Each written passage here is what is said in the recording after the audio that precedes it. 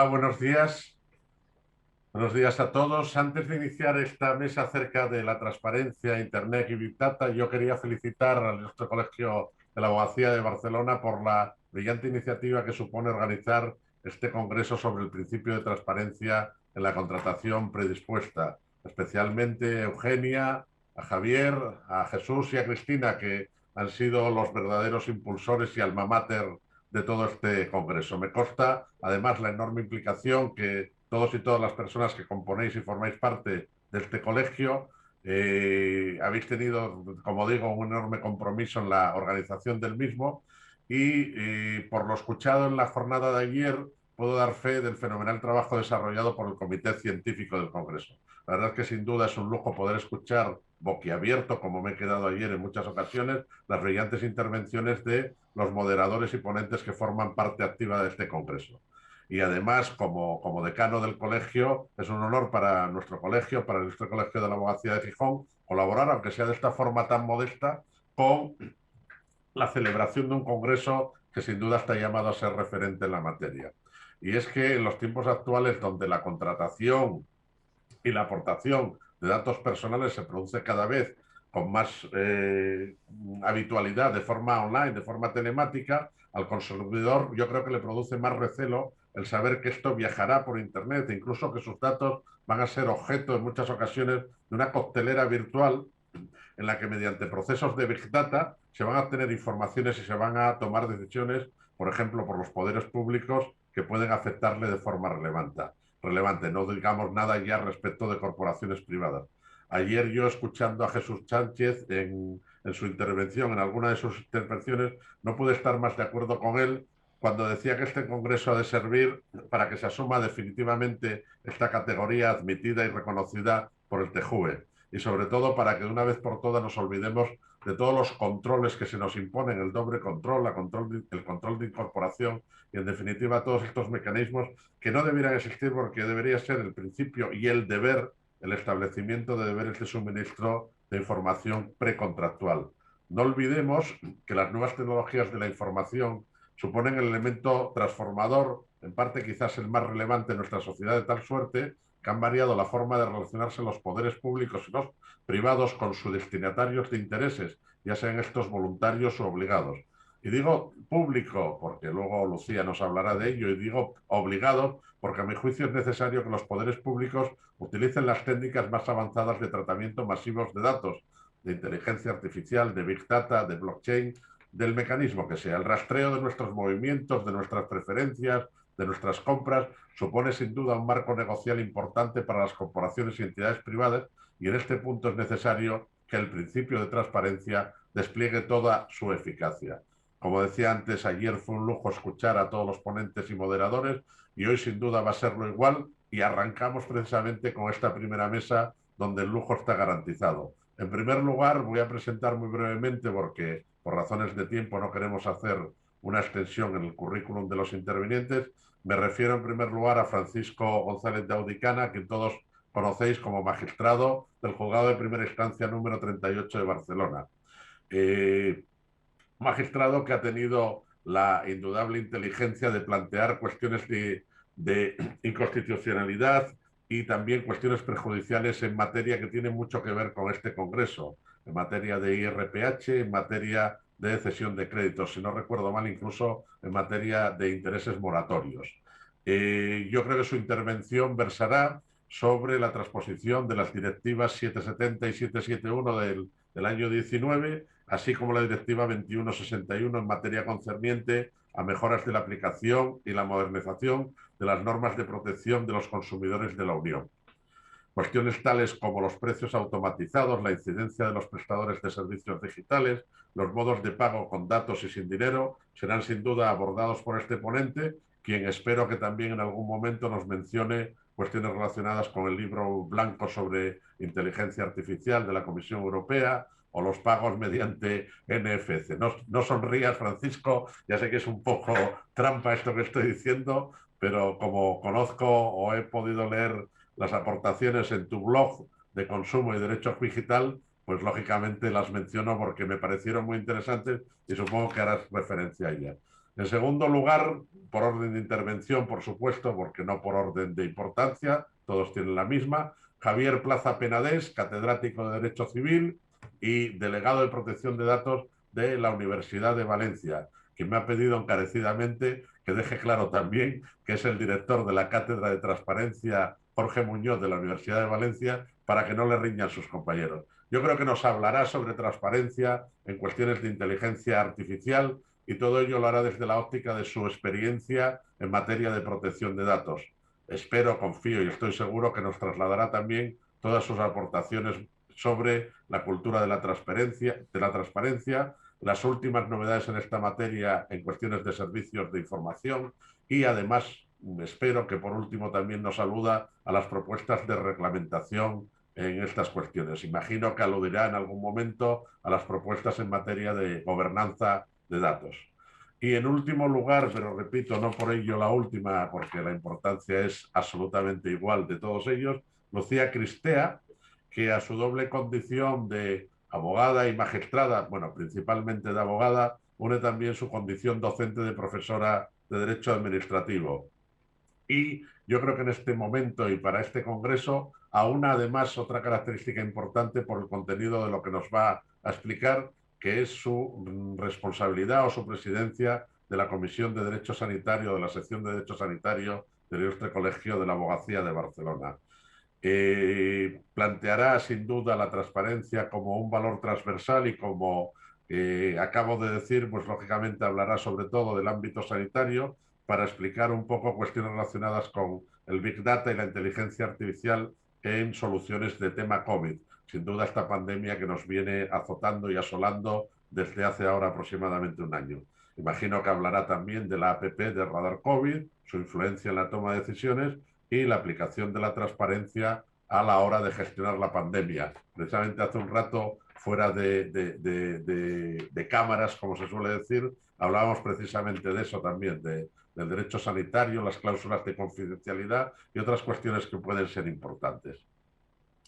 Toda esta mesa va a estar moderada por dos compañeros a los que aprecio profundamente, Rodolfo Tesone e Ivone Pavía. Los conocéis sobradamente, amén de abogados, son diputados de la Junta de Gobierno del Ilustre Colegio de la Abogacía de Barcelona, y visto el nivel de las cuestiones que se organizan en este colegio, pues evidentemente hay que tener una altura y una brillantez excelsa. Ambos dirigirán a partir de ahora lo que es las intervenciones en la mesa, y por último, entre Rodolfo y Ivonne también nos harán partícipes de las preguntas que vía chat queráis formular. Y por lo tanto, sin más, creo que no me he excedido, y si me he excedido ha sido muy poquito y pido perdón por ello. Ivonne, te cedo la palabra, por favor, para que continúes con la mesa. Muchas gracias. Muchas gracias, Benigno. Bueno, como ya hemos adelantado quiénes son nuestros excelentes ponentes y casi que ya nos has dicho también los temas que van a tratar, vamos a ir muy rápido. Y así vamos a pasar rapidito a los siguientes y vamos a ir cumpliendo el orden del día. Empezamos con el magistrado Francisco Gonzalo de Audicana. Simplemente recordar que nos va a hablar de la transposición de las directivas. Ya no digo nada más porque Benigno ya nos lo ha dicho, así que Francisco, cuando quieras. Muy bien, pues buenos días a todos. Me toca hablar de la transparencia en Internet. Voy a empezar tranquilo y espero acabar tranquilo, aunque sé que me voy a ir acelerando, porque en 15 minutos me gustaría decir o transmitir muchas cosas. Veremos si es posible y veremos dónde me quedo o qué es lo que sucede. Pero ante todo, tranquilidad. Bien, yo voy a hablar de la transparencia en Internet. El tema de Big Data y todo lo demás, pues lo dejo y ya hablo bastante o intento, no hablo bastante, y puedo intentar hablar de lo que a mí me preocupa o me atrae cuando uno estos dos temas, transparencia e Internet. Internet, ya sabéis que es mundial, es global. Y nosotros cuando clicamos, pues nos tienen que reconocer una transparencia, nos tienen que informar adecuadamente y todo tiene que ser de esa manera que sea transparente. Eso en principio es muy básico y vamos a ver cómo poco a poco vamos a descender a la realidad. Lo primero que diría, efectivamente voy a hablar de esas 3 directivas y las 2 propuestas de reglamento que ha hecho recientemente la Comisión Europea, que creo son muy interesantes. Y son muy interesantes porque en el fondo lo que vais a ver es cómo Europa se posiciona, cómo Europa dibuja o esboza lo que entiende que es un marco digital europeo, un marco donde se tienen que reconocer nuestros derechos. Europa, siempre lo voy a decir, tiene ese signo distintivo que lo hace diferente de los otros grandes mercados, el chino y el de Estados Unidos. Y veréis también por qué. Aparte, evidentemente, de lo que voy a decir, uno de los signos distintivos, como a lo mejor luego se dirá, es el tema de los datos, el cómo trata los datos Europa. Como digo, afortunadamente estamos en Europa y afortunadamente Europa es la que legisla. Y legisla porque lo tiene atribuido así por el artículo 169 y el artículo 4 del Tratado de la Fundación de la Unión Europea. Europa legisla fundamentalmente a través de reglamentos y directivas, esas directivas de mínimos, y con eso que consigue es armonizar todo el derecho en la Unión Europea, en los 27 Estados miembros. Tenemos un marco que nos regula a nosotros y que tiene, como digo, personalidad. Eso es Europa. Y nosotros, evidentemente, como digo, cuando clicamos somos ciudadanos europeos, con lo cual nos tiene que interesar mucho cómo se va a legislar por parte de Europa y luego normalmente los Estados miembros pueden ir más allá, que no lo suelen hacer o no, pero ya es suficiente como legisla Europa para que tengamos, como digo, esa distinción. Internet es maravilloso. Realmente, ahora que vivimos con él y que vivimos de esa manera, bueno, a todas horas, que lo tenemos en los smartphones, en los teléfonos móviles, en el PC, en las tablets, a cualquier hora, en cualquier momento, es lo que se llama el 24/7, es decir, abierto a todas horas, todos los días. Además, Internet también tiene algo particular. Podemos interactuar. Cuando no existía antes Internet y que hacíamos compras o hacíamos cualquier tipo de gestión, pues bueno, pues casi quedaba entre nosotros. Ahora hay opiniones, interactuamos entre los consumidores, también tiene ese valor. Y sobre todo también Internet a mí me interesa mucho, me parece un valor también muy interesante, nos permite ahorrar tiempo, eso tan preciado por todos. Y esas tres cosas me gusta llamar la atención sobre Internet, y también me gusta decir que Internet sobre todo son datos, circulan datos por Internet, transmitimos datos, los tratamos, los modificamos, esos datos sirven para que sepan que tenemos que consumir, para hacer proyección de negocio, etcétera. Pero es fundamental el tema de los datos de Internet. Bueno, eso sería Internet. Y también, bueno, os tengo que contar que os tengo que decir que yo he detectado 2 problemas. Bueno, yo he detectado, yo no, es decir, me parece que son obvios, tampoco hay que ser muy avispado para ello. 2 problemas que existen actualmente en Internet o que a mí me preocupan. El primero es la relación, el conflicto que hay, que se va a ver, y que luego veréis cómo se va a posicionar Europa, el conflicto que hay entre las grandes plataformas intermediarias, es decir, pensemos en Amazon o cualquiera similar, y con los proveedores de servicios y los prestadores de productos. Al revés, pero es igual. Es decir, con los comerciantes que incorporan su producto, su servicio a esas grandes plataformas. ¿Cómo se están imponiendo las grandes plataformas a estos pequeños proveedores de productos y prestadores de servicios? No lo voy a tocar, pero para ello nos responde algo el reglamento 1150 del año 2010, de este año, del año 2019, reglamento que nos viene a decir que las condiciones generales entre esa gran plataforma y los proveedores tienen que ser transparentes para que, porque realmente sean transparentes entre ellos y que realmente haya un mercado más equitativo, más leal. Y el segundo problema lo evidencia la Comisión Europea en un informe que hizo en el año 2018, y después de hacer un barrido de más de 207 páginas web, detectó en Europa que el 80% de las páginas web europeas infringen la normativa sobre protección de consumidores. O sea, así estamos. ¿Y cómo se infringe esa normativa? Pues desde publicidad engañosa hasta imposición de dónde tienen que resolverse los conflictos entre las partes, modificación de las condiciones con carácter unilateral por parte de la página web, etcétera. Pero el caso es que, como digo, ese estudio pues lo hizo la Comisión Europea y el 80% incumple la normativa europea. Bien, seguimos. Internet no cambia nada, es decir, todas las normas que tenemos de derecho privado y todo aquello que nosotros sabemos no tenemos por qué desterrarlo. Eso está ahí y nos va a servir bueno, nos va a servir para incorporarlo también a Internet. Internet, en su caso, y es así, incorpora más requisitos. Incorpora más requisitos tanto de transparencia bueno, más requisitos de transparencia como también a la hora de poder navegar de una manera, de poder navegar y de contratar electrónicamente. Bien, como digo que no añade nada en ese sentido, Internet también, lo que ocurre en Internet cuando estamos navegando es que existe un empresario, una persona que impone las condiciones generales y un consumidor que es el que está detrás de esa página web que las acepta. Por lo tanto, esa asimetría informativa que seguro que se ha hablado en este congreso entre el que impone las condiciones y el consumidor se da incluso con mayor fuerza y con más nitidez en Internet. En este punto siempre me gusta recordar que todo lo que se publicite, la oferta que te hagan en Internet, evidentemente, bueno, la oferta, la publicidad, siempre va a formar parte del contrato. Es decir, nos va a servir como punto de referencia para exigir aquello que publicita la web.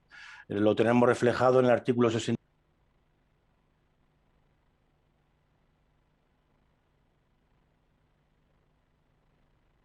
Francisco, el sonido, ¿hay algún? No te oímos.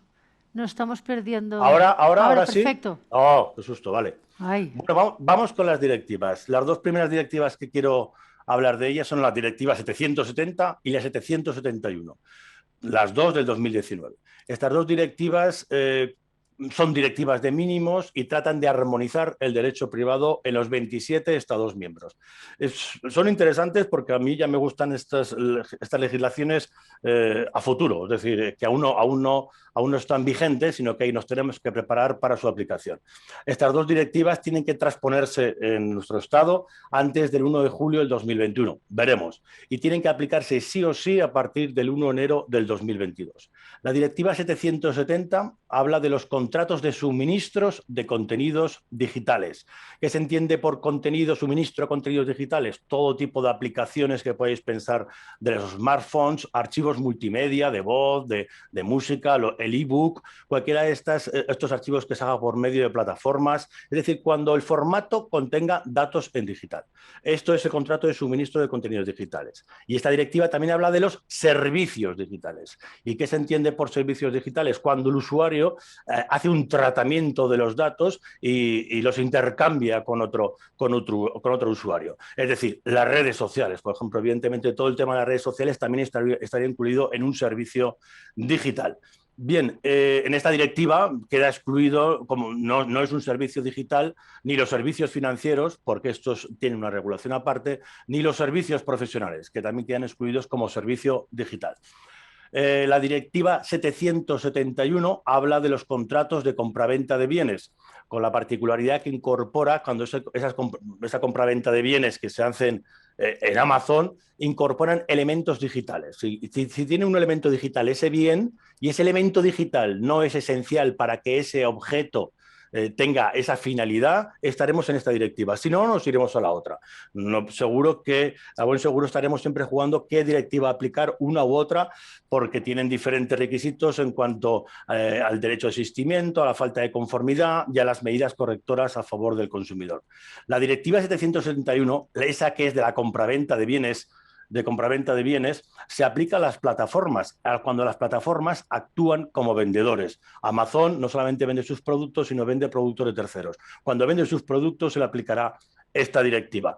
Y además dice la directiva que incluso el Estado miembro puede ir más allá y estas plataformas que aparentemente actúan como vendedores también se les puede aplicar la directiva 771. Bien, la directiva 770, la que he dicho, la anterior, no me voy a meter con el tema del derecho de asistimiento, cómo está regulado, aunque lo hace por remisión, ni las medidas de la falta de conformidad del usuario. Creo que me remito a ellas, creo que no tienen tanta relevancia. Quiero pararme en aquello que realmente me ha parecido interesante.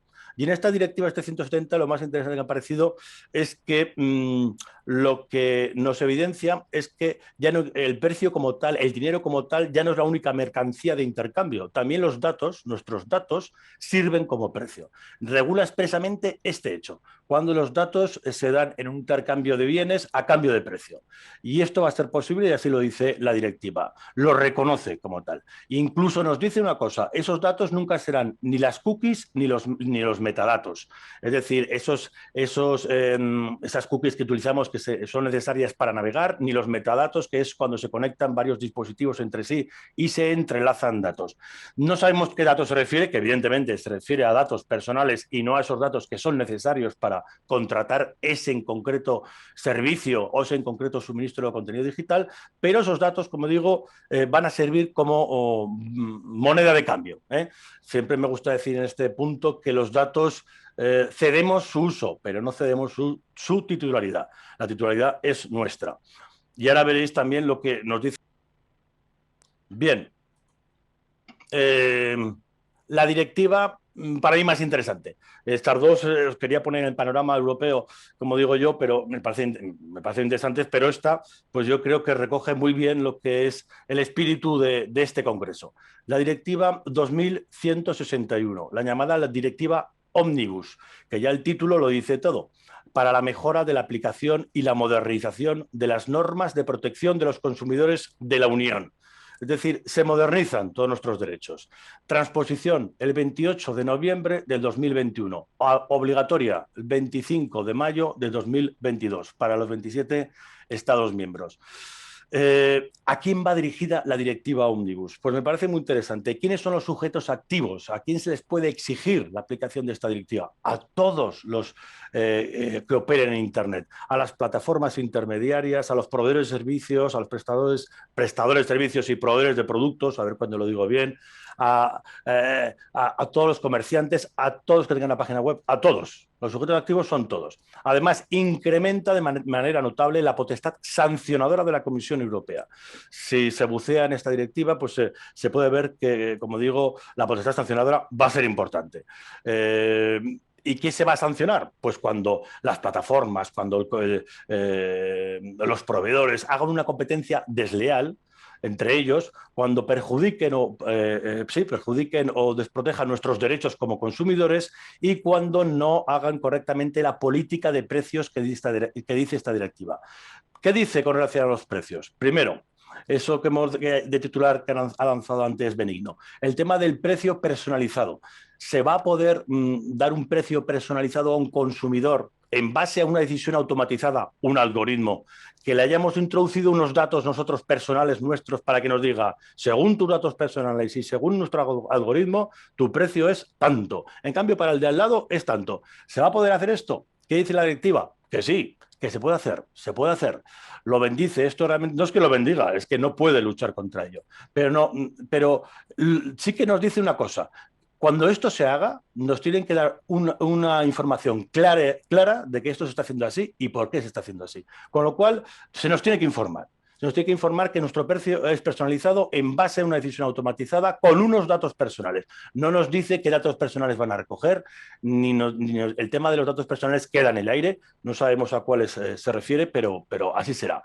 Esto no se aplica, el precio personalizado, no se aplica a los precios dinámicos o en tiempo real. Y es diferente de cuando hablamos del geobloqueo, que es cuando los comerciantes o los prestadores de servicios o las plataformas ofrecen diferentes precios a diferentes consumidores en razón de su nacionalidad, lugar de residencia o lugar de establecimiento. Eso es discriminar.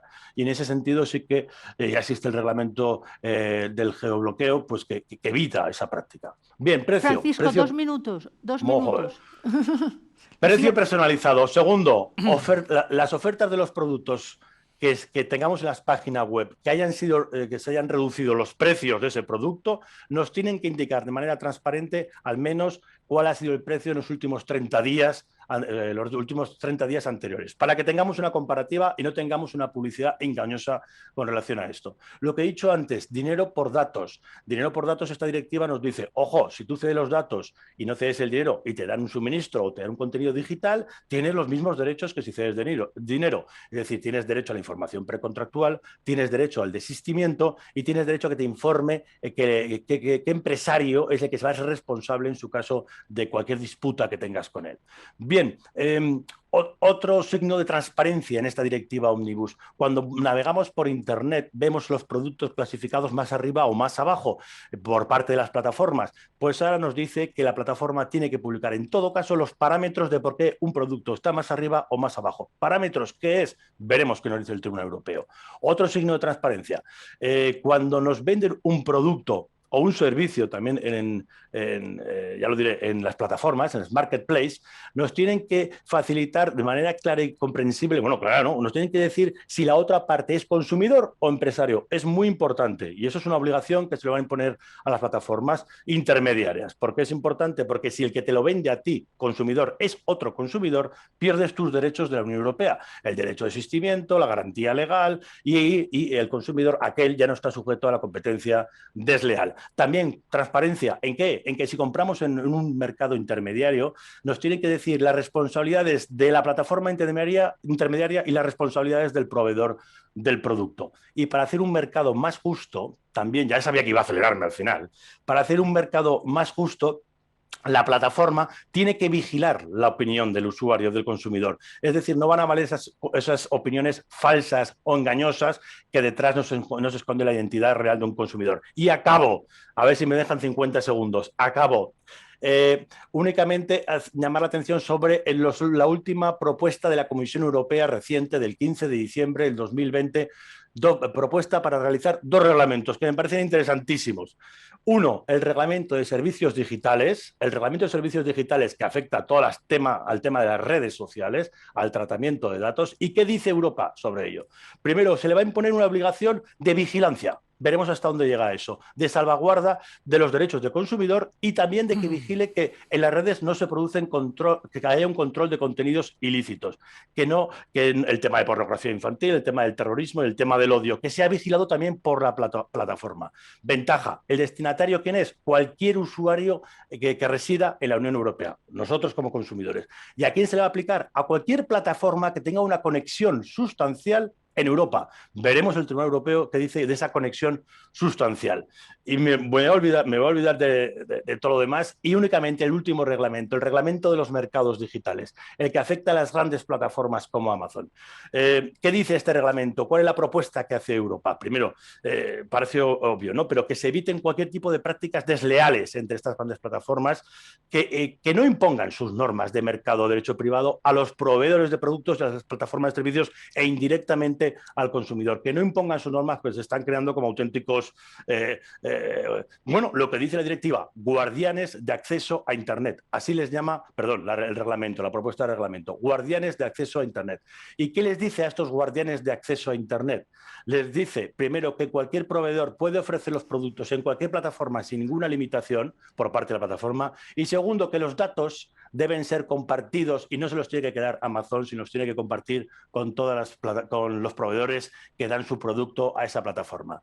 Bien, no sé, ya sabía yo que iba a acabar así de acelerado, voy a terminar ya, veremos en qué queda todo esto, pero sí que he intentado transmitir, y lo tiene, un signo distintivo Europa del resto de los mercados. Europa tiene potencialmente 500 millones de consumidores, es verdad que puede ser un suspiro para otros mercados, pero veremos si son capaces de imponer estas normas y como digo yo, de tener esta personalidad y transmitirla en el mercado mundial. No sé cómo ha quedado, seguro que me ha acelerado y no sé cómo estoy de tiempo, pero hasta aquí he llegado. Gracias por la atención. Muchas gracias, Francisco. Muchas gracias sobre todo por tu síntesis. Estás invitado cualquier día de estos a poder extenderte mucho más en todos estos conocimientos que te apasionan y que son tan interesantes para todos. Pasamos ya a la siguiente ponencia con nuestro queridísimo Javier Plaza, catedrático de Derecho Civil de la Universidad de Valencia, que va a versar su ponencia sobre la normativa de la transparencia en Internet y cómo la normativa de transparencia en protección de datos se debe de proyectar al Big Data y a la inteligencia artificial. Javier, cuando quieras. Pues muchas gracias. Para mí es un placer estar esta mañana con todos vosotros. Agradezco la presentación que ha hecho el decano del Colegio de Abogados de Gijón enfatizando que soy director de la Cátedra de Transparencia de la Universidad de Valencia Jorge Muñoz, que es una cátedra importante y que marca un poquito cuál es el devenir de la universidad, aportando conocimiento a estos nuevos valores y principios como son la transparencia. Y mi disertación empieza por ahí. ¿Es la transparencia un valor o un principio constitucional? Pues bueno, de momento no aparece reconocido en el texto constitucional porque es un valor y un principio que aparece básicamente a partir de los años 2005, 2006, 2010 y por tanto se ha proyectado en esta última década. Pero no cabe duda, y eso lo dijo ayer uno de los padres de la Constitución, Miquel Roca, que merece estar a ese mismo nivel. Él en concreto dijo que sin transparencia no hay igualdad. Pues fijaros, en Internet, que es el paradigma de la libertad, yo diría que sin transparencia no hay libertad. Incluso diría, y lo hemos visto en el derecho de consumo, que sin transparencia no hay justicia o no hay un derecho aplicado a los consumidores justo. Y del pluralismo político, pues diría que la transparencia puede ser la verdadera salvaguarda y garantizar un auténtico pluralismo político. Porque hemos visto cómo la transparencia empezó a implementarse sobre todo en las instituciones públicas que quisieron contar, sobre todo, cuánto ganaban los empleados públicos y si se enriquecían con esa función pública y, sobre todo, con quién contrataban y por qué contrataban. Y cuando se mejoraron los procesos de transparencia en los criterios de decisión de la contratación, es cuando otras instituciones que no estaban obligadas a la transparencia, por ejemplo, la Casa Real, hemos visto recientemente cómo quiere dar transparencia a cuál va a ser la formación de la princesa de Asturias y, sobre todo, cómo se va a financiar. Y otras instituciones, también la empresa privada, que se relacionaba con el sector público, pero incluso la que no estaba obligada a relacionarse con el sector público, ha encontrado en la transparencia un verdadero valor. Y cuando ya se aplica la transparencia a los productos o a los servicios que se ofertan masivamente, entonces descubrimos que esa transparencia realmente lo que garantiza a la persona, por ejemplo, que en Internet se dedica a decidir y a decir cómo van a ser los pasos para formalizar un contrato más o menos complejo. Pensemos, por ejemplo, en una entidad bancaria o financiera que quiere comercializar un préstamo o que quiere comercializar una tarjeta de crédito o un simple depósito. Y quiere hacer un protocolo de transparencia y a través de Internet ir informando al consumidor usuario de cada uno de los pasos que tiene que ir dando y advirtiendo de cuáles son los riesgos económicos y jurídicos de cada una de las cláusulas, aumentando su comprensibilidad. Pues bien, si eso lo hace una institución respecto de su producto o servicio, lo que tiene garantizado por haber aplicado este protocolo de transparencia es que ha hecho un ejercicio de cumplimiento normativo, lo que modernamente se denomina compliance. Y ese cumplimiento normativo le va a permitir que, en caso de que sufra una reclamación por consumidor o usuario respecto de la falta de transparencia, pueda aportar al proceso ese protocolo de transparencia. Es más, el consumidor o usuario sabrá que realmente el control de transparencia se aplicó de forma correcta y el abogado que valore eso también, porque la transparencia va a suponer una reducción de la litigiosidad. Pero más allá del cumplimiento normativo del compliance, lo que ha aportado ese protocolo de transparencia a ese concreto producto o servicio es una mejora en la calidad de la contratación. Porque la transparencia aporta calidad. La institución que es transparente es una institución de mayor calidad, pero además genera una confianza, que es un valor intangible muy necesario. Y allá donde hay desconfianza, la transparencia puede servir para reforzar esa confianza y favorecer el desarrollo. Pues bien, sobre ese paradigma o principio general, lo que voy a hacer es proyectarlo a casos concretos como es Internet y Big Data, que es el objeto de la mesa. Respecto de Internet, pues bueno, ya se ha apuntado que hay una normativa a través de directiva y de reglamento que es muy importante.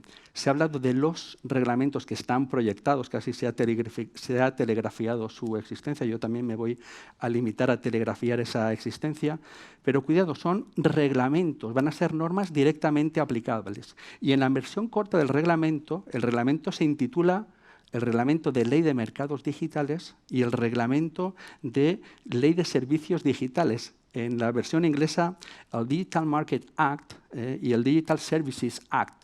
Y refuerzo lo de Act porque el reglamento se da cuenta que es ley directamente aplicable a los estados. Evidentemente, el referido al mercado digital hace referencia a los gatekeepers, o guardianes de acceso. Me refiero porque la expresión gate, puerta, keepers, los que guardan la puerta o los que tienen la llave para acceder a Internet y se han situado en esa intermediación entre el usuario consumidor final y esa gran empresa que oferta productos y servicios en Internet. Y que muchas veces llega a Internet y se encuentra pues, que hay un intermediario que nos dice, por ejemplo, en el sector seguro, cuál es la mejor compañía de seguros, o en el sector financiero lo mismo, o cuáles son los mejores despachos de abogados de determinada materia. Y estos intermediarios tienen una importante llave de acceso y se les va a exigir un control de transparencia en el ranking que utilizan. El ranking tiene que obedecer a criterios objetivos para no distorsionar el mercado. Ahí se añaden también los motores de búsqueda como Google, Yahoo, Bing, las plataformas que permiten subir canales de difusión directamente con vídeos, y las redes sociales, por supuesto, entre otros. Y va a disciplinar un ámbito objetivo de transparencia que, de no cumplirse, pues supondrá una transgresión de la buena fe de las leyes del mercado. Pero más importante, en mi opinión, es la Digital Services Act o este reglamento de ley de servicios digitales, porque esta va directa a los prestadores de servicios de Internet que permiten el acceso o el alojamiento de las páginas web y que, por tanto, pueden cerrar los espacios en la red y pueden limitar algunas de las informaciones que ahí aparecen. Se reclamaba transparencia. Internet, que era el paradigma de la libertad, la plataforma que salió o que surgió de forma paranacional, que debía de escapar del control de los estados y de las legislaciones y donde se debía de verter la libertad de opinión, encontramos hoy un Internet arbitrario, un Internet opaco, en el que yo como usuario no sé muy bien por qué se cierran algunos espacios y otros no, cuáles son los criterios, por qué determinados lobbies de presión consiguen que opiniones que yo suscribiría acaben retirándose y otras que no suscribiría y que entiendo ofensivas sí que estén. Y esa arbitrariedad es la que pretende resolver el reglamento con transparencia, con procesos internos para resolver todo este tipo de reclamaciones, pero sobre todo con criterios objetivos previos y completándolo con técnicas de resolución amistosa de controversias. Y sobre todo, muy importante, el reglamento que ya está vigente y que por tanto forma parte de nuestro ordenamiento jurídico interno. Me refiero al reglamento 2009/1150, que se ocupa de la equidad y de la transparencia para los usuarios profesionales respecto de los servicios de intermediación. Primero, aparece un concepto novedoso, usuario profesional. En la versión inglesa es el business user. Es verdad que habla de usuario porque estamos en Internet y en servicios, y el usuario es la persona que utiliza servicios. Pero desde la óptica del consumidor y usuario, consumidor quien utiliza productos, usuario quien utiliza servicios, hablar de un usuario profesional, es decir, de una multinacional, por ejemplo, que tiene una relación con un prestador de servicios de intermediación online, que es un gatekeeper, que tiene ese poder, nos plantea el hecho de que esa contratación, que es con condiciones generales de la contratación, requiere también de transparencia. Y os pido que leáis con atención el artículo 3.1, porque marca los deberes de transparencia en esa contratación con condiciones generales entre un proveedor de servicios de intermediación online y un usuario profesional. Y, en primer lugar, tiene que constar las condiciones generales por escrito y en un soporte accesible. Segundo, las cláusulas tienen que ser claras y comprensibles. Tercer criterio, cuidado, el más importante, porque esta es transparencia material. Le tiene que informar el proveedor de servicios de intermediación online a este usuario profesional de cuáles son los motivos objetivos previos por los que puede restringir este servicio de intermediación e incluso suprimirlo, pero lo tiene que saber con carácter previo. También, cuarto requisito, informar de los canales accesorios de difusión y, en quinto lugar, clarificar el uso de la propiedad intelectual, entendiéndose que, claro, el prestador de servicios de intermediación online va a utilizar las marcas y los logos del usuario profesional para publicitar esos servicios. ¿Y qué ocurre si no se cumplen estos presupuestos o se modifican las condiciones de forma unilateral, pues que el punto tercero de este artículo 3 dice que habrá nulidad de esa contratación. Nulidad de todo el contrato o de alguna cláusula específica que no cumpla estos requisitos. Por tanto, estamos hablando de puro control de transparencia que lleva a la nulidad en una contratación que es P2B, o sea que al B2B, al business to business, y al B2C, business to consumer, hemos añadido el P2B, platform to business, o sea, grandes empresarios entre grandes empresarios. Por tanto, ese criterio de transparencia que está hoy en Internet creo que tiene que iluminar todo el ordenamiento jurídico. Y en Big Data ocurre algo distinto a lo que ha pasado en Internet. Si Internet era libre, pero hemos visto que esa libertad realmente se estaba convirtiendo en una suerte de libertinaje o de arbitrariedad, y que ahora hay libertad porque hay transparencia con el Big Data, que es una consecuencia de Internet, porque es verdad que tenemos ahora, gracias a Internet, toda una cantidad de información disponible para hacer lo más importante en el Big Data, que es el Data Science o la ciencia de datos, es decir, hacer un análisis de esos datos para conseguir algoritmos o para hacer aplicaciones que se llaman de minería de textos por todo lo que tiene que ver en el uso de la traducción de idiomas y de la pronunciación de los idiomas. Pues bien, ahí hay una cierta desconfianza. Realmente, como es algo desconocido, tenemos temor porque lo hemos visto, ¿no? Sobre todo con los datos personales que subimos a las redes sociales y cómo los grandes escándalos, el Cambridge Analytica y la cuestión que resolvió recientemente el Tribunal Europeo de Derechos Humanos el 5 de febrero del 2020, que era el tema de si se podía hacer una suerte de programa que detectase a un presunto defraudador de Hacienda, el sistema de los Países Bajos, y que evidentemente aplicando el Convenio Europeo de Derechos Humanos y el artículo 8 privacidad en materia de protección de datos, pues se entendió que los criterios de proporcionalidad y de seguridad no estaban garantizados. Pues bien, con ese temor que tiene el usuario realmente a que se haga un uso indebido de los datos, es por lo que debemos de aportar criterios de transparencia. ¿Cuáles? Pues en mi opinión, los que genera la propia normativa de protección de datos de carácter personal. Y cuidado, en el Big Data, el 90% de los datos son datos no personales. Y en el dato no personal se aplica el principio de libre circulación de datos y de transferencia de conocimiento, de libre circulación de conocimiento. Y si hay datos personales, lo que se tiene que informar al usuario es que formarán parte del Big Data bien por un proceso de anonimización o bien porque se podría identificar directamente al usuario, pero entonces tenemos los canales de transparencia que ya estaban en la Ley Orgánica del 99 y que ahora están muy reforzados con el Reglamento General de Protección de Datos de la Unión Europea y la vigente Ley Orgánica 3/2018. ¿Qué nos dice? Nos dice, en primer lugar, ya que no solo hay que escoger únicamente los datos que se requieren para el estudio concreto o para el producto o servicio concreto, sino que hay que informar de la finalidad y que sobre esa finalidad sobre la que se proyecta el consentimiento, de tal suerte que no podemos aplicar los datos a aquellas finalidades que no han sido previamente consentidas. Pero nos dice algo más, incorpora el principio de accountability, y que este principio de accountability lo que quiere decir es que la transparencia se tiene que diseñar desde el origen y, por tanto, es lo que se llama la responsabilidad proactiva, que involucra a toda la institución. Y todo eso servido con una información de doble capa, buscando la transparencia, utilizando logos y haciéndolo comprensible, es lo que, junto con un principio que es muy importante y que los traigo de la famosa sentencia del Tribunal de Justicia de la Unión Europea en el caso Mario Costeja contra Google, donde se consagró el derecho al olvido. Para mí lo más importante es que ahí donde se estaba discutiendo si un sistema algorítmico como es el de Google, que posiciona páginas automáticamente recubriendo la información. Me indican 2 minutos, estoy advertido, por si no se me había pasado. Estoy en los últimos 2 minutos y estoy ya concluyendo. Por eso digo que a los criterios de transparencia y de protección de datos yo añado este, que es de escuela, y lo hago mío, que está en esta sentencia, y que, si os fijáis, la prevalencia del derecho de protección de datos sobre ese sistema tecnológico que decía, incluso lo sostuvo el abogado general, que el progreso científico de Google no se podía sacrificar por un derecho de un ciudadano europeo que quería aquí proteger, bueno, en realidad retirar aquellas informaciones que ya no eran actuales y que le causaban un cierto daño. Pues bueno, para mí ahí la gran sala del Tribunal de Justicia de la Unión Europea consagra el principio de que los derechos fundamentales prevalecen sobre la tecnología.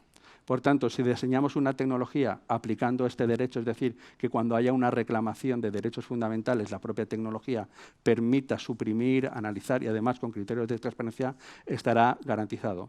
Concluyo, por tanto, como empecé. Para mí, la transparencia no es un valor transversal, es un valor que potencia los valores, es un valor que potencia la igualdad, es un valor que en Internet potencia la libertad, es un valor que sin duda potencia la justicia y es un valor que quien lo cumpla no solo tiene la tranquilidad de haber hecho un acto de compliance, sino que va a generar calidad en la institución y en el producto o servicio y, sobre todo, confianza. Gracias. Muchísimas gracias, Javier. Si bien ayer Miguel Roca nos dejó una frase, un titular que era sin transparencia no hay igualdad, yo creo que hoy nos has dejado también un titular para el día de hoy, empezando ya arrancando a primera hora de la mañana, de sin transparencia no hay libertad. Está siendo una mesa muy intensa, tenemos que ir recortando.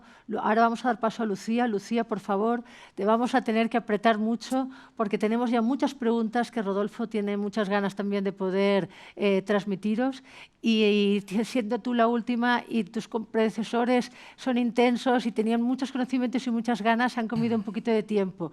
Vamos a pasar entonces la palabra a Lucía Cristea, que además de, como han dicho, abogada y magistrada, sustituta en estos momentos, también es la presidenta de la sección de Derecho Sanitario de aquí del Colegio de la Abogacía de Barcelona, por lo que en concreto nos va a tratar un tema apasionante que es la transparencia de los datos sanitarios en el entorno Big Data digital. Cuando quieras, Lucía. Muchas gracias. Muchísimas gracias a ti, Ivonne. Es un placer estar hoy aquí. Gracias también a Benigno por la presentación que ha hecho y sobre todo felicitaros por esta organización del Congreso.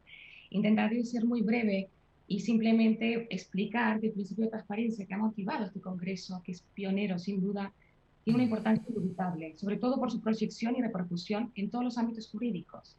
Y esta magnitud la tiene porque es un principio tan amplio que debe tratarse como un principio vector en la forma de aplicar y entender las relaciones que vinculan a las partes, porque su efecto es transversal en la sociedad y a todos los niveles.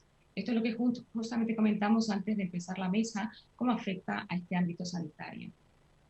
Por lo tanto, desde este punto de vista extensivo, quiero hacer mi intervención, porque no solo debe limitarse al ámbito de la contratación y consumidores, sino que es plenamente vigente con el avance de las tecnologías, Big Data, inteligencia artificial, especialmente en el ámbito sanitario.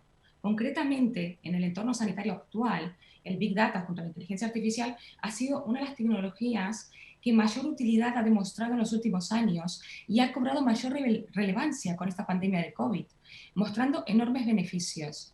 Además, aquí hay un tema que es que todas las inversiones se han realizado en este sector. Evidentemente, esto ya es un tema económico, pero está clarísimo, ¿no? Y en la sociedad digital, que se desarrolla dentro de lo que denominamos la cuarta revolución industrial, las tecnologías se fusionan mediante los mundos físicos, digital y biológico. Y el Big Data trabaja a partir de aquí, a partir de estas grandes bases de datos. No, esto me lo voy a saltar porque evidentemente ya conocemos todos cómo funciona. Pero evidentemente la tecnología se desarrolla a partir de todos estos datos que generamos y está diseñada para profundizar en el conocimiento de nuestros impulsos, con el objetivo de incidir de manera directa, invisible y en tiempo real en la toma de decisiones de las personas y sobre las personas. Y aquí es donde se tiene que poner el matiz a aplicar los principios. Hasta ahora siempre entendía la dignidad, la libertad, el libre desarrollo de la personalidad, la igualdad, que ayer vino a colación, evidentemente, a raíz de la intervención del doctor Roca. Y por ello, hoy en día debemos poner un énfasis especial a los principios de seguridad, de responsabilidad y de transparencia. A este respecto, el Consejo de Europa ha iniciado los trabajos para elaborar un marco legal de inteligencia artificial. Y en este marco, también la Autoridad Catalana de Protección de Datos, justamente la semana pasada, ha publicado un informe sobre inteligencia artificial y las decisiones automatizadas en Cataluña, haciendo un apartado especial para los datos de salud, para las aplicaciones de salud.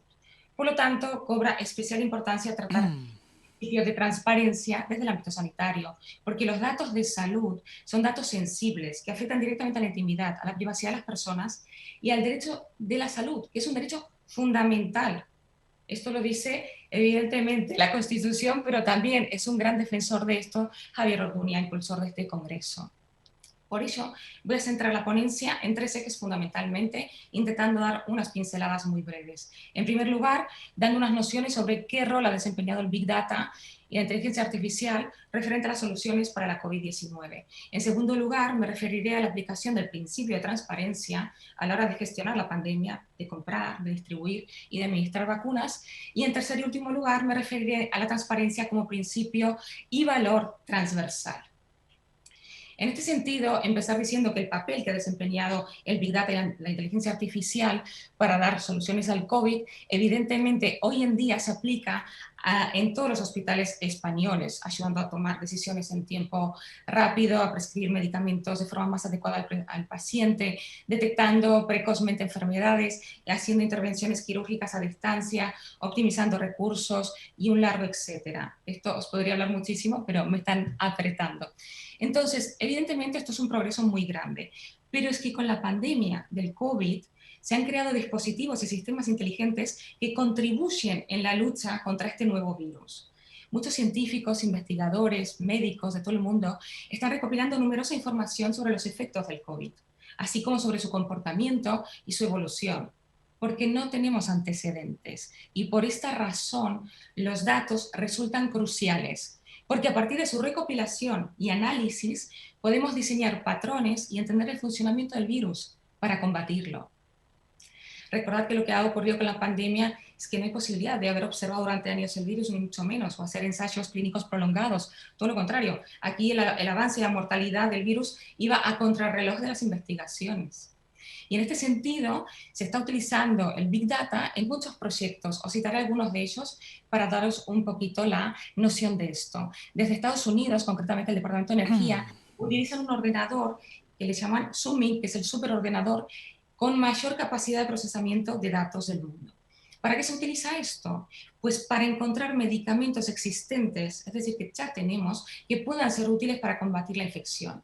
Y también es capaz de identificar nuevos compuestos que pueden emplearse como tratamiento contra este virus. También desde Canadá, concretamente desde la Universidad de Toronto, han analizado más de 375.000 datos de personas contagiadas procedentes de diferentes partes del mundo.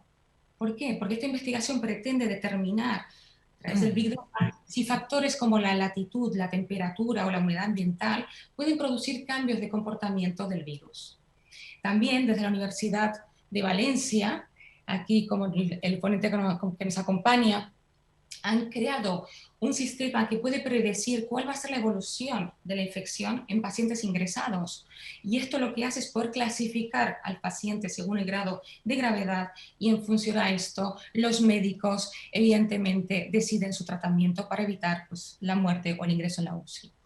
Pero tampoco hay que desconocer que la tecnología Big Data, como avanzado benigno, se utiliza para la creación de apps de rastreo. Estas aplicaciones móviles de rastreo han cumplido un papel fundamental en el control de la expansión del virus, alertando al usuario si ha estado en contacto con un positivo e identificando aquellas zonas que pretendan o que presentan una mayor tasa de contagios. De esta manera, evidentemente, se intenta frenar esa cadena de contagios. En este sentido, como debe ser breve, comentar simplemente que países como Corea del Sur han desarrollado aplicaciones que acceden a datos personales relativos a la movilidad, a la salud de las personas para verificar si cumplían la cuarentena, como los de localización, identificación del usuario, pero sin ningún tipo de consentimiento ni transparencia. Evidentemente, esta herramienta de vigilancia choca con la dura legislación europea sobre protección de datos, así como han ido perfilando antes mis compañeros. En este sentido, decir que en España contamos con la aplicación Radar COVID-19, que justamente permite rastrear los contagios. Pero aquí, ¿qué pasa? En primer lugar, el usuario se la tiene que descargar. Por lo tanto, está dando un consentimiento y existe una transparencia en este sentido. Sí que es cierto que al principio esta aplicación pues, tuvo una brecha de seguridad, porque los algoritmos podían localizar exactamente dónde provenía el COVID. Pero esta brecha se arregló enseguida, la app es segura y ahora la gente se anima más y es a día de hoy una herramienta muy útil para la lucha contra el COVID. Pero por ello, y más que nunca, este avance tecnológico debe respetar todo lo que es protección de datos desde el punto de vista de la transparencia. ¿Por qué? Porque repercute en nuestra intimidad.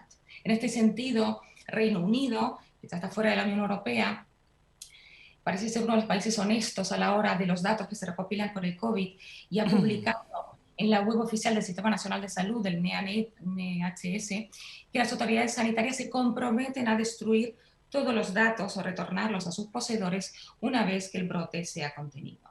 Bueno, con esta visión muy breve de cómo funciona el Big Data en el entorno sanitario, quiero insistir en que los datos en época de pandemia son absolutamente necesarios. Y esto ocurre porque es un virus nuevo, el que conocemos muy poco, y es vital conocer cómo funciona para frenarlo. Y por ello es necesaria la transparencia, tanto en los datos que se recopilan como en los datos que se tratan, pero también en los que se comunican, y no solo por parte del usuario, sino también por parte de las autoridades sanitarias. No vale esa falta de transparencia que se denunciaba a nivel mundial y que los gobiernos taparan casos o formas de contagio. Esto incluso es temerario, me atrevería a decir, porque de la información veraz podemos analizar los datos, extraer conclusiones fiables y eficaces, tanto en la búsqueda de la vacuna como en otras formas de frenarlo. Países que falsean datos actuando con total falta de transparencia solo obstaculizan la investigación para la cura del COVID. Bien, me centraré ahora en el segundo eje de mi ponencia para comentar en qué radica la aplicación del principio de transparencia a la hora de gestionar la pandemia, comprar y distribuir y administrar vacunas. En lo que respecta a esta gestión de la pandemia, se ha tachado en innumerables ocasiones de falta de transparencia, tanto en la información en sí, de la gestión que se estaba realizando, como en la compra y adquisición y suministro de las vacunas. Bien, es fácilmente comprensible porque esto ya es un clamor social. Pero justamente aquí es donde los juristas tenemos que exigir esa transparencia. Por esta razón es tan importante este pequeño granito de arena que cada uno de nosotros en este congreso tan pionero puede aportar. En este sentido, comentar que si bien tenemos normativa referente a la contratación en el sector público, evidentemente, con la COVID se superan estas barreras en el sentido de la inmediatez, la urgencia y la necesidad por encontrar una solución al respecto. Entonces, los procedimientos, evidentemente, se simplifican. Aquí la contratación funciona a nivel Comunidad Europea. Es decir, recordar que en este punto la exclusividad la tiene el Estado español, no podemos comprar como comunidad autónoma, sino el Estado a través de la Comunidad Europea. Y lo que se hace son contratos adelantados que funcionan como pre-reservas con la comunidad. Y aquí hay que matizar, desde mi punto de vista, que el Estado actúa prácticamente como inversor en investigación y desarrollo. No lo sé, desde mi punto de vista, compra productos que aún no están acabados, pero hace incluso antes de que estén aprobados por la autoridad competente. Podría decir en este punto, a su riesgo y ventura. Es un tema de responsabilidad y desde mi punto objetiva, pero bueno, es otro tema y producto de otra mesa. Pero simplemente comentar como ejemplo que con la empresa BioNTech se firmó un acuerdo de compra en noviembre del 2020 y hasta el 21 de diciembre del 2020 ni siquiera se había dado la autorización para comercializarlo. Y además es una autorización condicional. Bueno, también en este sentido nos ha pasado por desconocer los contratos que estaban comprometidas dosis de la vacuna Oxford y al final fueron a parar a Reino Unido. Bueno, no obstante, también se refleja la falta de transparencia al no publicarse estos contratos con las farmacéuticas. En este congreso, concretamente, me consta que se ha hecho referencia, he escuchado al presidente del Tribunal Militar de Barcelona, Juli Miguel, que explicaba que era impensable que saliera un contrato y con tachaduras. Y en este sentido, suscribo totalmente las palabras. El único que consta es el de CureVac y tiene tachaduras. Pero cabe un derecho fundamental, que es el derecho a la salud, y con cláusulas que limitan la confidencialidad. Esto cabe hablando del principio de transparencia. Bueno, por lo tanto, lo que hay que hacer aquí es materializar esa transparencia. Por esto es necesario que estos procesos de contratación también se traten con esa transparencia, porque esto es contratación y a nivel público. Claramente que las farmacéuticas son del sector privado, pero debemos saber en qué nos afecta y cómo nos afectan dichos contratos y qué responsabilidades estamos asumiendo como Estado por el suministro de las vacunas que se adquieren a través de esos contratos. Si se exonera de responsabilidad a la farmacéutica por los efectos adversos que pueda presentar una vacuna, o si se asume la responsabilidad contractualmente por el Estado miembro. ¿Y por qué se compra una vacuna y no otra? ¿Qué criterio se sigue para adquirir una vacuna y no otra? Bueno, esto evidentemente son muchas preguntas, pero todo en aras de la transparencia.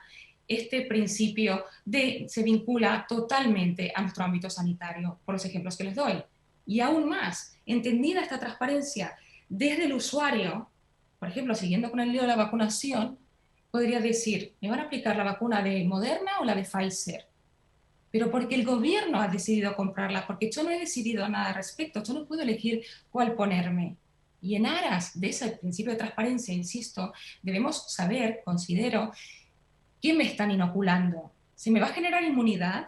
¿Durante cuánto tiempo? ¿Frente a qué cepa del virus? ¿Qué efectos puede tener? ¿A corto, mediano, largo plazo? Porque si no se puede entender que estamos dando un consentimiento no informado ante la vacunación.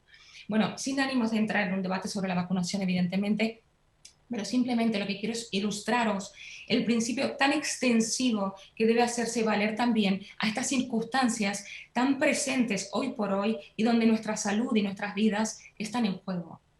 Finalmente, para tocar el tercer eje de mi... Lucía, te queda 2 minutitos. Este tercer eje, 2 minutitos, por favor, o 1 y medio casi, que nos hemos ido atrasando un poquito. 1 minutito y medio, 2, gracias. Bueno, Ivonne, gracias a ti. Bien, me quiero referir al principio de transparencia como valor transversal.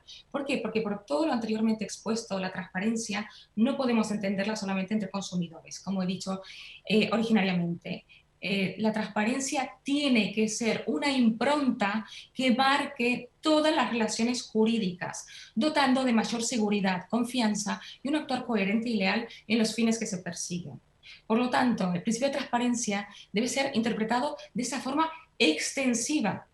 Cuidado, cuando hablamos de salud y en definitiva la vida de las personas en un entorno tan hostil como es una pandemia, entendemos lo trascendente que resultan estos datos para entender el virus.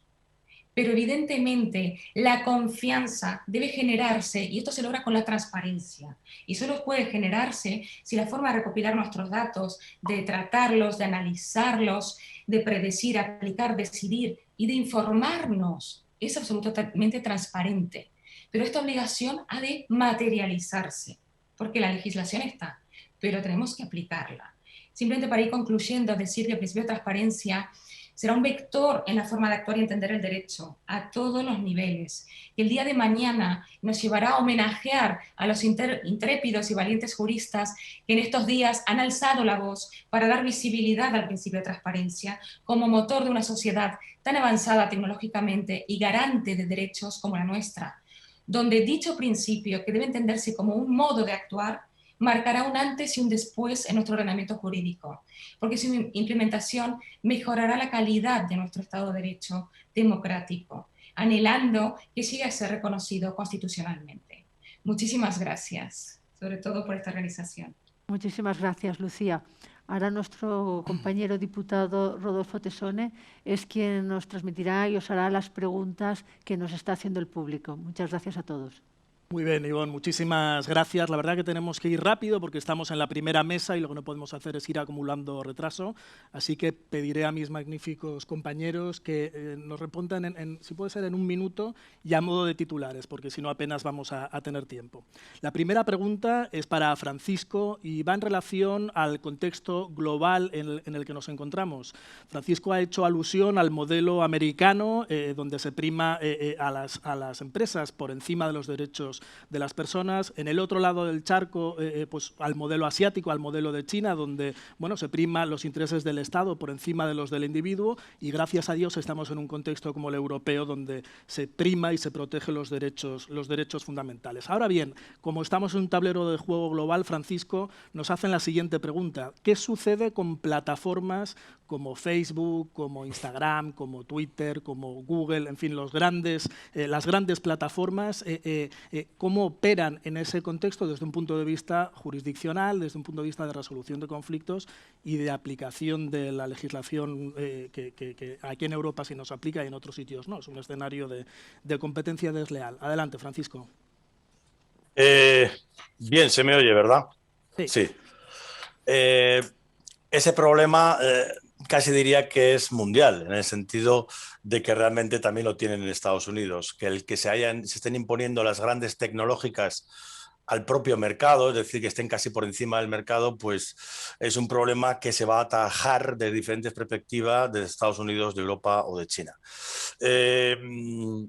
Lo que he intentado también decir, que por eso para que veamos por dónde va Europa, en esas dos propuestas que hace de reglamento la Comisión Europea recientemente, en diciembre del 2020, en una de ellas, que es la relativa al reglamento de servicios digitales, que también se va a extender al reglamento de mercados digitales, nos habla, he dicho la potestad sancionadora, bueno, se va a imponer la potestad sancionadora que va a tener la Comisión Europea, pero se nos habla que prevé que esas grandes compañías o tecnológicas en Europa designen a un representante que sea responsable de esa gran plataforma.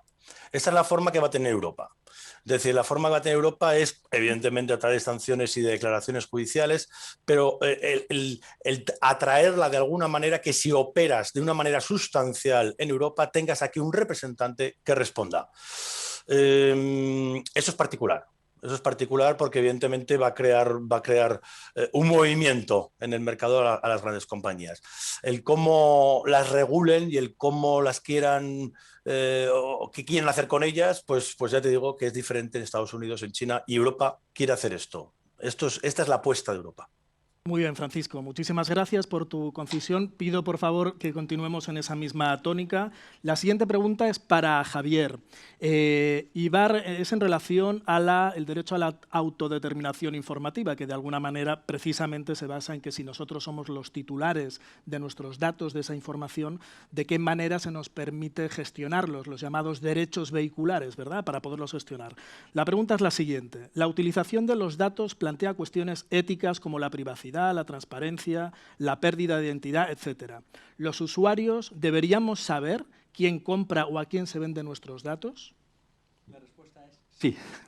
¿Y por qué? Pues porque en el propio derecho de protección de datos de carácter personal hay un lado, digamos, pasivo, en el cual, o bien por ley o por consentimiento, autorizo la cesión de los datos, pero también hay hay un aspecto proactivo, y es que tengo un derecho de habeas data.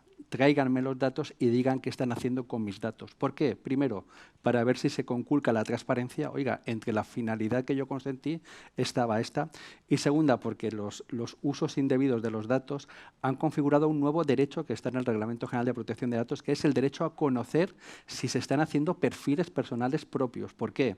Pues porque se pueden utilizar en el empleo para ver si me contratan o no, y porque se me pueden volver en mi contra porque a lo mejor están manipulando mi opinión o mi decisión en el voto. Será el escándalo Cambridge Analytica. De ahí el nuevo derecho de tener acceso a los datos y, sobre todo, de saber si han transgredido la finalidad y poder ejercer el derecho a conocer el perfil y qué perfilado han hecho, porque puede ser un perfilado discriminatorio, inexacto, desajustado, y, en definitiva, es la proyección que ya estaba en origen del derecho fundamental de protección de datos de carácter personal. Muy bien, muchísimas gracias, Javier, también a ti por tu concisión. Y la siguiente y última pregunta es para Lucía. Lucía, va en relación precisamente al nuevo reglamento de servicios digitales en el marco de la Unión Europea, en el marco del mercado único digital, que es de alguna manera nuestro siguiente gran hito, nuestro siguiente reto. Y va en relación a que se desprende de los primeros borradores de que disponemos que las empresas que presten servicios digitales, por supuesto también las de ámbito sanitario, van a tener la obligación de generar informes de transparencia. Bueno, qué duda cabe que esto es un elemento fundamental para la transparencia, pero sobre todo tenemos que entender de qué manera se va a articular, porque una cosa es decir, oye, todas las organizaciones van a tener que hacer un informe de transparencia, y otra cosa es ver de qué manera pues, se van a poder realizar, a instancias de quién, si primera parte, si una segunda parte de auditoría, incluso una tercera de certificación o de verificación. Tú que tienes experiencia en el ámbito sanitario, ¿de qué manera va a calar esta obligación? Muchas gracias, Rodolfo, por la pregunta. He tenido que hablar tan rápidamente que me he dejado media ponencia, pero me viene muy bien esta pregunta que se me hace para explicar justamente lo que quería a lo largo de la misma, que es esta obligación que vamos a tener de informar respecto a la transparencia, es porque la misma se tiene que materializar. La forma en la que se llevará a cabo, en realidad, es el gran misterio, porque solamente lo sabremos a medida que podamos ir implantándola. La transparencia en este sentido en los sectores sanitarios evidentemente tiene que ser a todos los niveles y por lo tanto desde ese punto de vista evidentemente se necesitará contar con auditorías externas. Esto al final es inevitable. La forma en sí de cómo se hará, pues bueno, es la gran duda en este sector. Lo que pasa es que en el sector sanitario es necesario que tengamos este tipo de legislación, porque a partir de aquí, evidentemente, se tratará con una transparencia indubitable. Bueno, me están cortando. Muchas gracias. Bueno, muchísimas gracias, Lucía. Para ir cerrando esta ronda de preguntas y darle la palabra a Benigno para que realice la clausura de esta primera mesa que inaugura la primera jornada, la segunda jornada. Comentar, yo creo que ayer hubieron grandes titulares, sin duda, se ha hecho alusión por parte de Javier a vincular la transparencia con el derecho a la igualdad. Hoy ha habido otro gran titular, abrimos fuertes la jornada, y es que la transparencia en el mundo de Internet va directamente relacionada con la libertad, con el derecho fundamental a la libertad, y en este sentido yo me atrevería a dar un paso más allá, y es que la transparencia en el mundo de Internet es absolutamente consustancial a los derechos digitales y precisamente por ese motivo en un proyecto que se ha impulsado de manera intensa desde esta casa, como es la Carta de Derechos Digitales de la Ciudadanía, o sin ir más lejos, en el proyecto en el que estamos directamente vinculados, como la Carta de Derechos Digitales impulsada por el Gobierno de España, hay 3 artículos, el artículo 15, el artículo 21, el artículo 23, que hablan de manera directa, de manera frontal, sobre el derecho a la transparencia, sobre su regulación, sobre la transparencia en los algoritmos, en el Big Data, así que es algo absolutamente consustancial. Desde esta perspectiva, bueno, pues nosotros nos sumamos precisamente a todo este apartado de conclusiones y me gustaría aprovechar la ocasión para dar la enhorabuena, en este caso, pues a los padres del Congreso, a Javier Sánchez, a Jesús Sánchez, a Javier Orduña, a Cristina Vallejo, a nuestra querida Ana María Eugenia Gay, con una enhorabuena por la visión, por anticiparse a lo que realmente está por venir, por este pilar que yo creo que ha venido para quedarse este Congreso, y con un pequeño tirón de orejas, y es que en las próximas ediciones no lo hagamos solo de 2 días, yo creo que tiene que durar una semana, porque a la vista está que este debate solo podría durar muchísimo más tiempo y nos hemos quedado con las ganas de poder desarrollar muchísimos más aspectos. Sin más dilación y agradeciendo a los ponentes el excelente nivel de la jornada, de la mesa, le paso la palabra a mi querido amigo Benigno. Adelante. El micro, Benigno, me parece que no lo tienes. A ver, no se te escucha, ¿eh? No se te escucha, Benigno. A ver, ahora. Ahora sí. Perdón. Digo, estaba diciendo que estaba tan embobado escuchando todo que ya ni me preocupaba ni del micro, ni de la barra espaciadora, ni de nada. Simplemente, lógicamente, dar las gracias a todos. Insisto, estaba absorto completamente en todas las explicaciones. Incluso ahora, cuando hablaba Rodolfo de la Carta de Derechos Digitales, recuerdo tus intervenciones en el Congreso último de la Abogacía de Valladolid, e incluso en la sede del Consejo General de la Abogacía, y ciertamente es un tema que a mí me apasiona, pero realmente cada vez que escucho estas intervenciones, lógicamente, pues aprendo muchísimo. Insisto, dar las gracias Y como dicen en televisión, no cambien de canal. Yo voy a cambiar, me voy a salir de este enlace porque me tengo que meter en el enlace de asistente. Pero evidentemente no voy a perder ni un minuto. Muchas gracias a todos, mis felicitaciones, mi enhorabuena y pasemos a la siguiente mesa en cuanto podamos. Muchas gracias.